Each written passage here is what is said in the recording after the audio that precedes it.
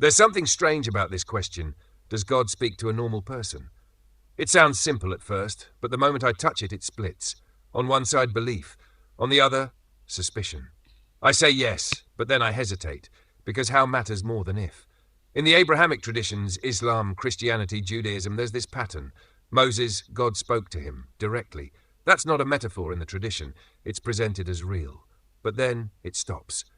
That channel closes. Revelation becomes something sealed, reserved. And what's left for everyone else is softer, less clear.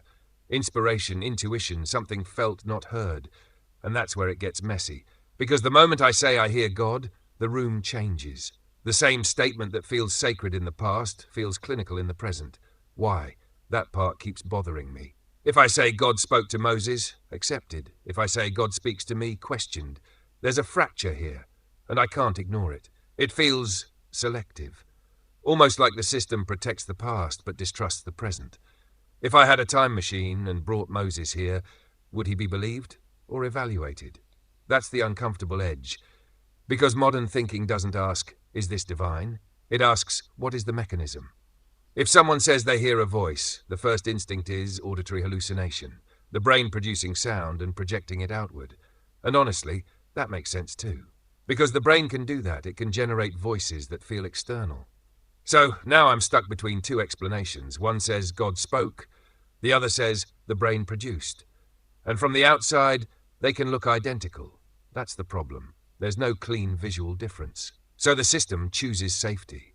It leans towards skepticism, not because it hates belief, but because it fears error.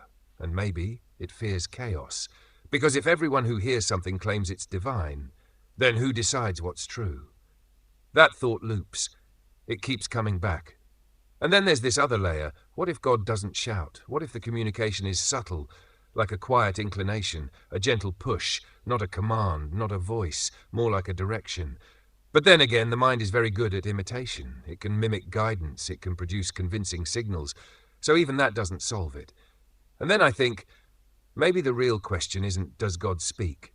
Maybe it's, how do I know what I'm hearing? Because inside, there's always something. A voice, a pull, a suggestion, sometimes calm, sometimes urgent, sometimes it feels wise, sometimes manipulative.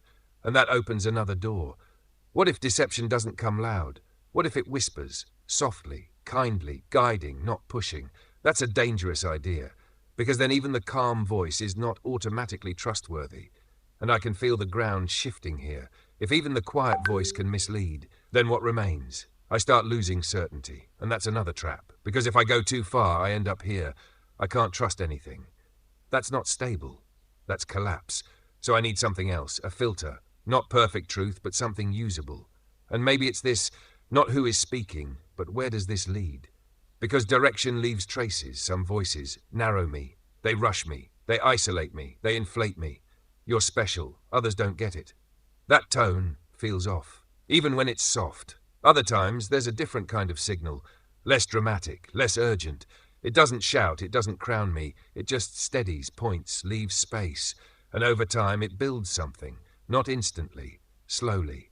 And maybe that's the only thing I can really observe, not the source, but the pattern. Because the source is hidden, always.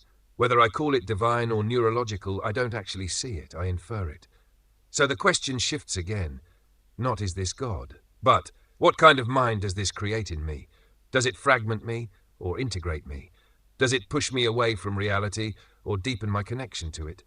That feels more testable, more grounded, still uncertain but less blind. And maybe that's the closest thing to an answer, not certainty, just navigation. Inside a system where the divine, the mind, and the unknown all sound uncomfortably similar.